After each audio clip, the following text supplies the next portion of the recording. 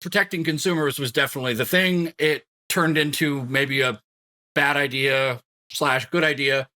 I started making some prank listings, and then it turned into how scary could I make this?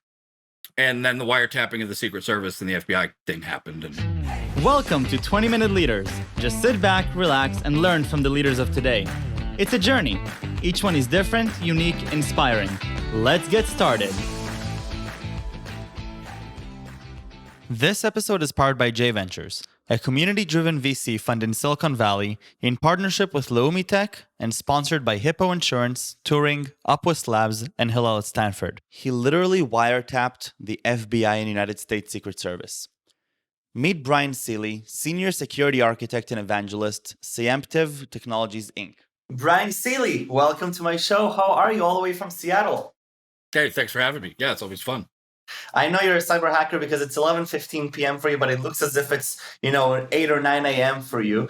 So I see already the mindset. But Bryan, your journey is so fun, and I'm already sad that we only have 20 minutes to talk about it because you've done some pretty unbelievable things, all the way from being in the Marine Corps in the signals intelligence, all the way to tapping the FBI and the Secret Service, not even getting caught, telling them that you're doing it in 2014, to be pronounced sort of this hero that now and now being a keynote speaker and working on working with society to think about how do we work with the ever-changing technology around us, also from a cybersecurity perspective, an author as well. I probably missed 10 more things along the way, but what I'm really trying to gather here is I have to understand why you do what you do, and what did you feel doing what you did, and where you are now with insights back from all the way then. So Bryan, I talked enough.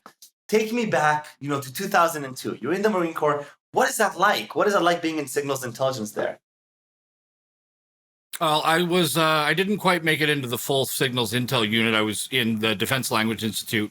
I ended up getting separated medically for a sleeping disorder, which happens. I met a lot of really interesting people. Some of what you would consider heroes, people that tracked Saddam Hussein, people that speak languages to then do signals interception, translation, and be able to provide real-time intel on the ground.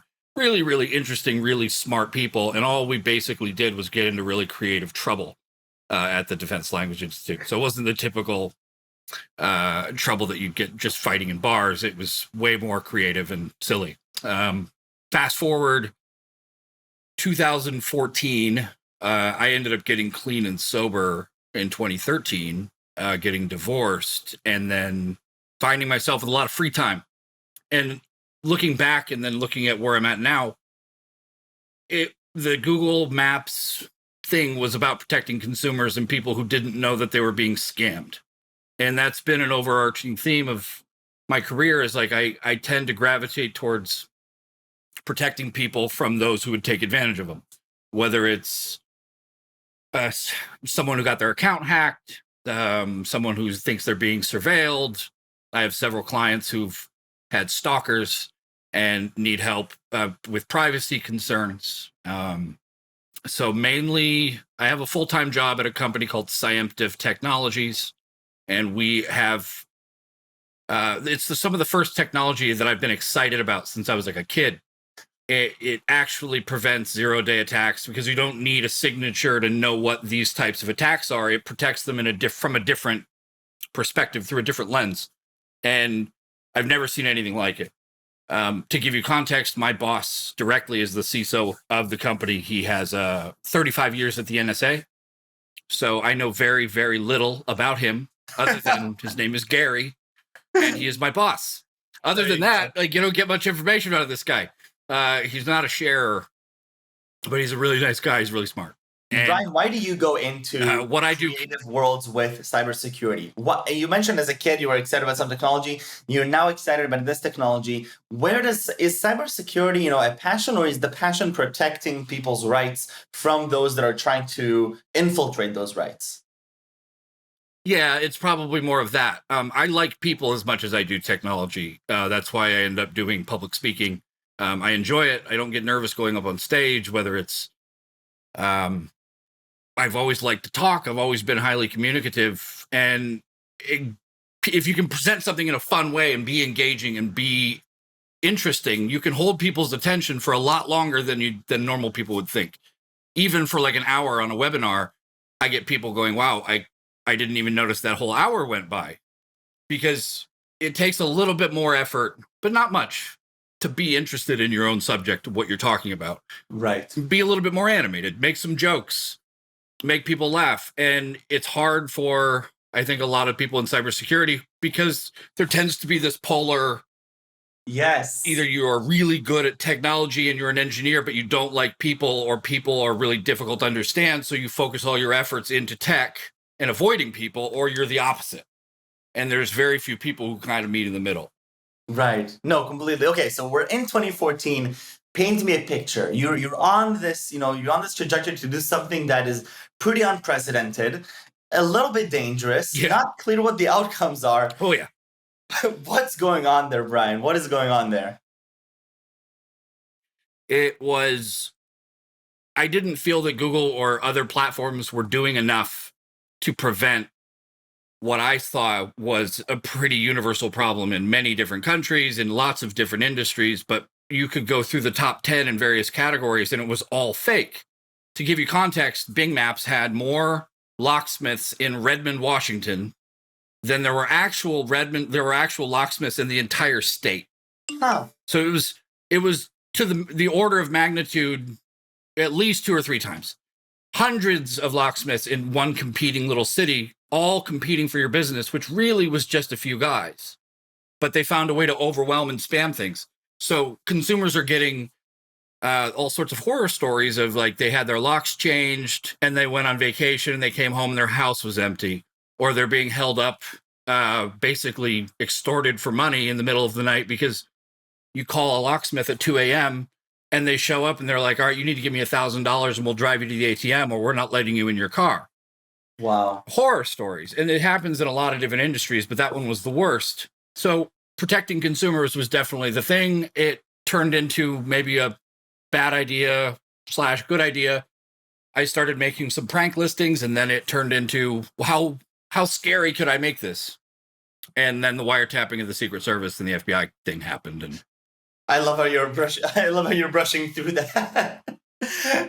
I ended up having to. I called the FBI to tell them what happened, because it all happened so fast. I replaced the real locations on the map with fake ones, and then deleted the old ones by flagging them as spam from a number of IP addresses. So it looked like a bunch of consumers were complaining. They took away the spam duplicate listing and left mine, which had a forwarding number that forwarded all the calls to the real switchboard. No one would know the difference. Right. And I could record calls, and it worked really well, really fast. And I panicked really, really hard, because at that point you're like, I'm going to go to jail forever. So I called some friends. I called the FBI the next morning. They hung up on me after a few minutes. And then I walked into the Secret Service office to tell them. And it was basically like a magic trick, because you have to convince them, and they weren't convinced. They told me to leave. So I have the guy on there's 3 agents sitting in this room. We're all looking at each other like, I can convince you. If in 5 minutes I can't, I'll leave. Call the Secret Service in DC right now. And he pulls his phone out and he taps on it. And this would only work if he was using Google Maps to find what he was looking for. I was betting that he would search for Secret Service Washington, D.C. or Washington, D.C. Secret Service, because that search query would give you the result that was mine and not the real one. If he had used Apple Maps, it wouldn't have worked. Yelp, White Pages, but we all trust Google. That was another part of the message. We trust what Google gives us, even the Secret Service, even the government. So he did it. He talked to the guy on the phone. He knows the guy professionally. They've already spoken before.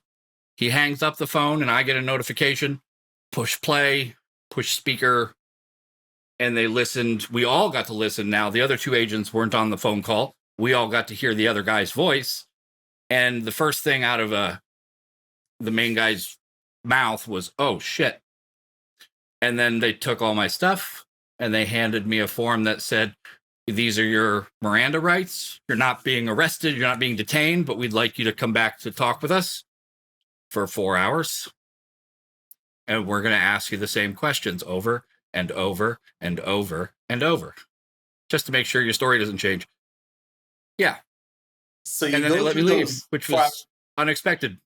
a little bit unexpected, and I'm sure that the consequence of them praising you versus giving you any some sort of ramification or punishment, that's even more surprising. But what is that like sitting there and you're saying, I know I did something okay. I'm dealing with a group that nobody really knows what this is about.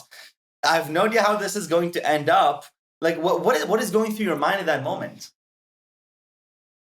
Every choice I'd ever made up and that led me to that point was like, was this a big mistake? Right. Like, do I want to, is this the hill that I want to die on? Like, do I really want to go down, like proving a point? I mean, I'll be right, but I'll be in jail. Like, that doesn't sound fun. So I didn't know what it was going to go like. It didn't seem that I was going to go to jail right away. And then they told me, they're like, well, we obviously know that you don't have any criminal intent. You came to tell us part of prosecuting someone is criminal intent. And since I told them first, I didn't try to profit off it. It was better received. Having a top secret clearance in the Marine Corps probably helped. And so I think I got lucky on a few different fronts. Now, how does it, Bryan, how does this play they were able to tell Google to shut things down. How does this play into the greater picture motivation that you have regarding this idea of protecting privacy and protecting citizens from the ever-changing technology? Because that is something that you've written about, you've talked about. Where are you at with that now? It definitely lets you know that the biggest companies can still make mistakes.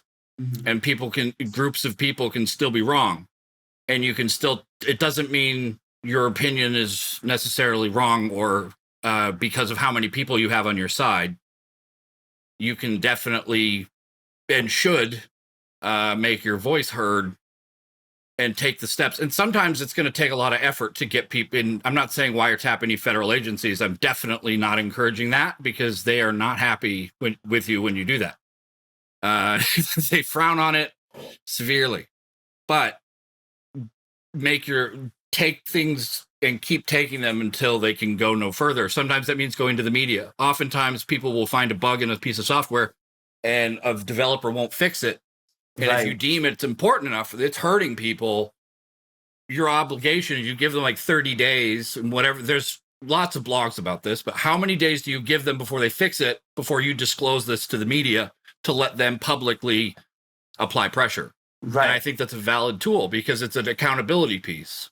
Right. And so what is your belief about the world that is changing very quickly? So, I spent quite a few years in this space myself, thinking about, the different cat and mouse game that is, just natural for anything that is anything like the ever-changing technology that we see, versus the average consumer, the average citizen that isn't really aware of what's happening right in front of our eyes. I'm not even aware of most of what's happening on my phone or on my computer. I just accept it as it is.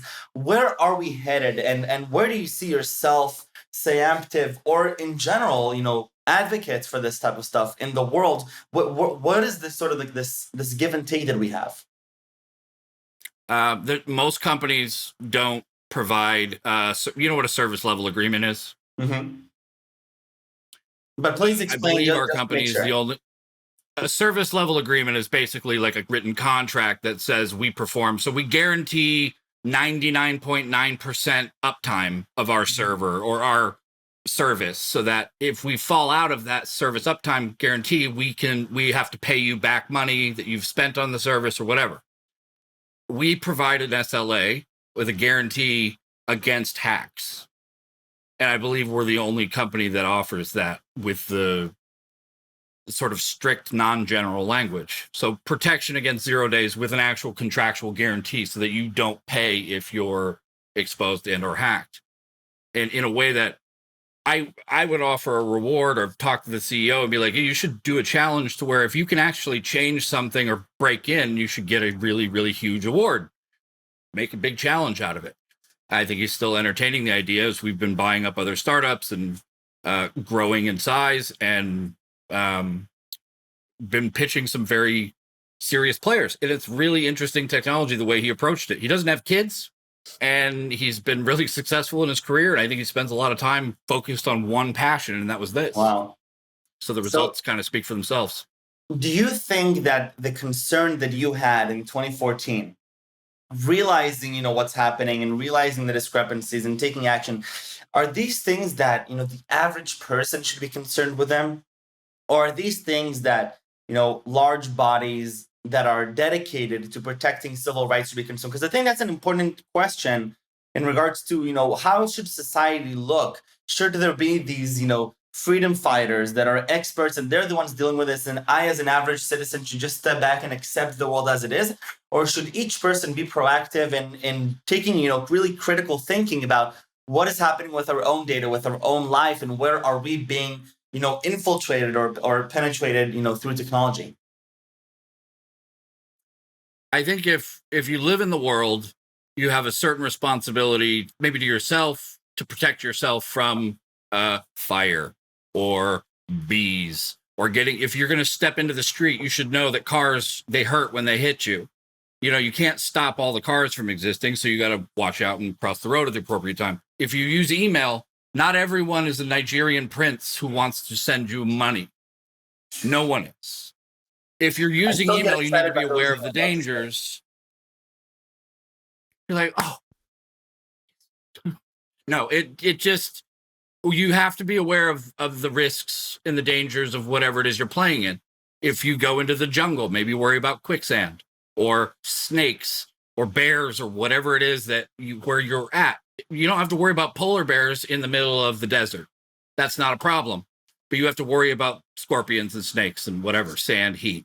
Prepare for whatever environment you're in. Therefore, if you're using the internet, you need to be an educated consumer and understand the scams and risks associated with it, while other people are trying to eliminate the ability of them to create more hazards and more dangers. It's not everyone's ability to do that. So you need to be at least aware of what's going to be risky behavior. So now let's play a game and go, 10 years to the future. The world keeps on changing at a faster and faster rate every day that goes by. We have companies like Cyemptive. We don't have a lot of them, unfortunately, because it is sexier to do other things sometimes than to fight for consumer rights and find those zero-day attacks. I never got into this because I thought it was sexy. The average consumer, unfortunately, lacks an understanding of the technology around us because it's just changing every day, and people don't generally read the fine print of everything. Are you optimistic about where we're headed? Are you not so much? Like, what should we be expecting? Oh, it could go either way. I hope it goes in the way that results in more simple, sophisticated, mature technology and usage for people, to where people can't get hacked as often. People can always scam other people with an email. You send one person an email, it doesn't mean you're a spammer, and you get them to invest in your Ponzi scheme. It wasn't a detectable scam until it was identified as a scam later and you bought boats and didn't invest the money. People will always be crappy. They'll always be really shitty people. However, breaking in through the technology stack, I think there will be more and more mature solutions out there developed by bigger and bigger companies that realize, okay, we can't put out a product every 5 minutes that's going to be bulletproof. We have to spend longer on this. We have to test it more. If you have a car, you can't just, when you've built cars in the first years of automobiles, you could put anything on the road. It was fine, even if it killed everybody. No one cared. There were no laws. Then they had seatbelts. And then you could there's regulations. The reason that cars look the way they do today is because they have to have headlights, they have to have taillights, they have to have rear view mirrors. Right. They have to have certain things that shape the car within a confine, right? The same way that your clothing is designed and your house is designed to prevent one thing. What? Breaking in. Fire. Sorry? No, it's fire. Everything, all the building materials, even your kids' pajamas are tight-fitting, so they avoid being caught on fire if they get near an open flame. because the last thing, I mean, you don't want your kid running around on fire. It's definitely not on my to-do list. Wow. I definitely learned something new here. I have one more question to wrap your head around. That is the idea of deepfakes. I've been looking into this for quite some time now. Something that I'm deeply scared of, particularly as I'm looking at both the side of the people that are trying to detect deepfakes and the companies that are leveraging, everyday new models to create them at an unprecedented speed. What I'm most worried about is that people don't really talk about it. It's not really in the mainstream of things, even though it's happening. So what is your take sort of on consumer privacy and civil rights when we're talking about something where reality is being distorted?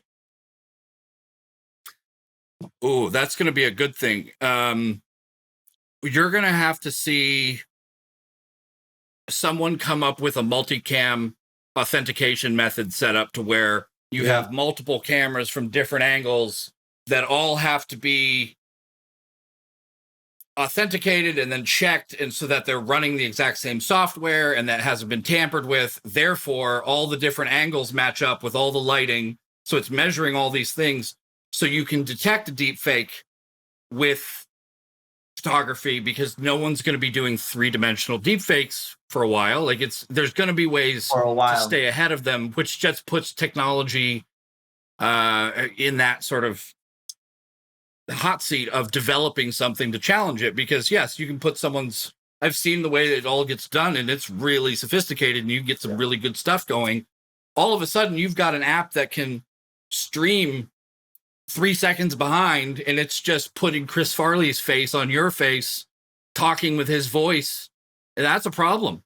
Although I would like to see movies retooled with different actors that I like. Or like, what happens when Kevin Spacey gets caught and now he's off Netflix? Could you just re-edit all his movies and TV shows to take him out of it? Like, unbelievable. That's kind of an interesting concept. Actors can now never die.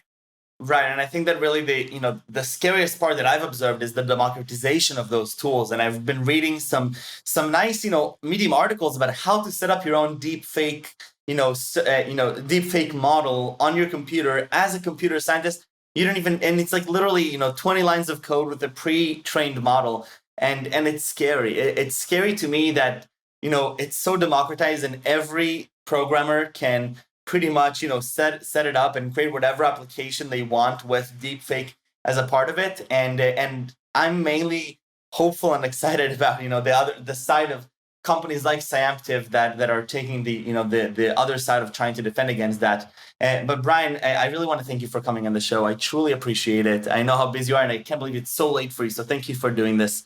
I have one last question. Hopefully you'll have me on when I finish my book this year. And maybe 100%. Like 6 months. 100%. We can already set a date for that. And I need 3 words that you would use to describe yourself. Tall, funny, kind. I love it. Bryan, thank you very, very much. Stay safe, stay healthy, keep protecting us, and I'll see you in 6 months. 6 months with the launch of the book. Sounds good. Take care. Thanks for having me.